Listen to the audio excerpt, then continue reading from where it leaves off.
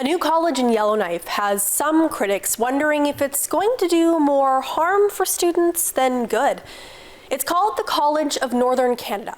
Its president says it'll offer non-traditional learning that will help Indigenous communities.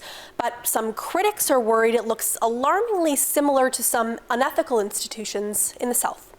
The CBC's Luke Carroll has been looking into this and he joins us now with more. So what is this college saying it's going to offer, Luke? So the website of the college says it's going to offer things like Indigenous governance, micro-credentials, and a center of corporate training.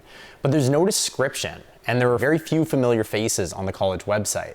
They have an academic council of a number of high-profile Northerners, including Norman Yake-Ula, formerly Norman Yakalaya, who says the college could be an opportunity to offer education to young people from communities and increase job prospects.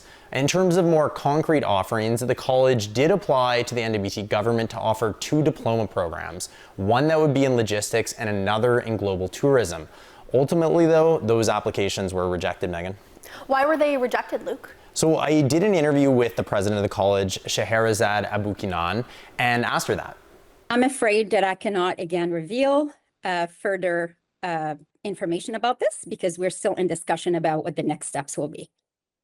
But I would like to share that we had several plans for the College of Northern Canada, which are much bigger and wider than the actual regulators in Northwest Territory.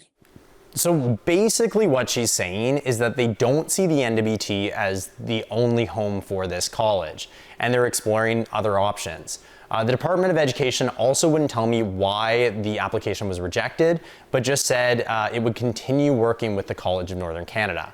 So the college is still actually offering a logistics course, different from that diploma one, but it's still offering it, that started taking students on May 1st. And there are around 20 students that are registered in this course, none of which are from the North. Aboukinan says because they're not offering a diploma in this course, they don't need accreditation. So it doesn't go against the application being rejected. But this also means that NWT students can't access student financial assistance. Tell me about some of the concerns about this college. So I spoke with Julia Christensen. She's an associate professor at Queen's University who grew up in Yellowknife. And she's worried that this could be an example of kind of what's happening in a lot of southern jurisdictions, with colleges offering kind of low quality certificates or degrees to primarily international students.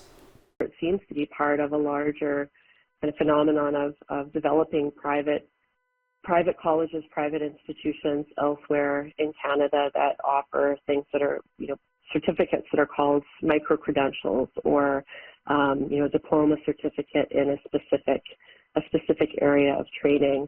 When you look at the ways that some of these other colleges have operated, they're typically drawing on a student body that is not relocating to Canada, but is actually studying from abroad. Of course, we have to contextualize that within the larger kind of federal policy, really cutting down on international student visas. There's going to be a growing desire to be able to do, certificates and other training from Canadian institutions remotely. Now, I asked Aboukinan about this, and she said they're not targeting international students, partially because they're not allowed to. But it's worth noting that in their rejected application, they did apply to take international students into those programs. Tell me more about these schools in the South, Luke, that are drawing some of these comparisons. So I spoke with Courtney Moe. She's a director for a nonprofit in Alberta called Momentum. So it offers skilled training to people with low income. And they conducted a study on career colleges and found there's a really broad spectrum. So some really great colleges that are connecting students to important jobs and meaningful work, and other colleges that offer really, really concerning educational experiences, really poor quality instruction or instructional materials, and some that were outright misleading, offering false and incorrect information. So Mo had some suggestions for how governments can better legislate private colleges, which included having a minimum standard for them and not allowing them to access student financial aid if they don't meet those standards. So both of these, the NWT actually has in place, Megan. And Luke, I understand that we have now heard again after this story was published from Norman Yake-Ula, formerly Norman Yakalaya. What did he have to say? A lot of the same stuff. He said that he was, he really believes in this college, he believes in the people involved in it, and he thinks that they can offer education to people from communities and get more Indigenous peoples in the workforces here in the Northwest Territories. Okay, thanks for all your work on this, Luke. Thanks, Megan.